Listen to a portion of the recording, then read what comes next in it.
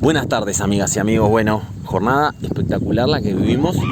Arrancó con mucho sol, luego se nubló después del mediodía, pero realmente muy disfrutable. Ahora levantó un poco de viento. Justo vemos pasar ahí un frente de tormenta. Realmente avanzan muy rápido las nubes. Miren cómo se levantó viento. Hermoso, me encanta. Igual está súper agradable. 28 grados en este momento. Amigas y amigos, ¿qué tenemos que esperar de acá en más? Para esta noche, lluvias. Miren el viento que se levantó.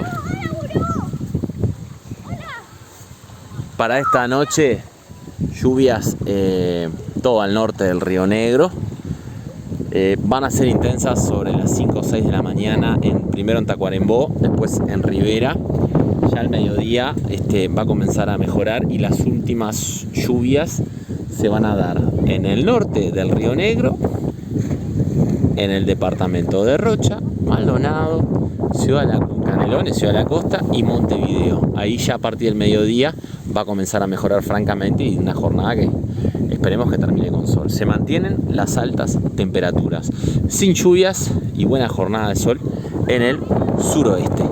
Así que bueno, amigas y amigos, miren qué divinas esas nubes. Realmente es hermoso, miren la diferencia de colores. Divino realmente. Y bueno, este mismo viento es el que empieza a limpiar el cielo, ¿ven? Miren ya cómo viene limpiando al lado de Buenos Aires. Amigas y amigos, un beso grande a Marisa, a Jorge. Marisa, te queremos mucho, queremos que estés bien, queremos que pronto estés nuevamente al 100%. Gracias, también un beso grande a Facundo, que siempre está al firme. Así que bueno, como siempre te digo, viví el hoy, viví el presente, disfrutá cada momento, cada segundo, porque nunca sabes cuándo es el último. Así que a disfrutar, a vivir en coherencia, con amor, hacia aquello que sentís, que pensás y que decís. Viví de acuerdo a eso. Dale, anímate a ser feliz. Te mando un beso grande, acuérdate que el gurú te quiere, el gurú te cuida y el gurú te aconseja.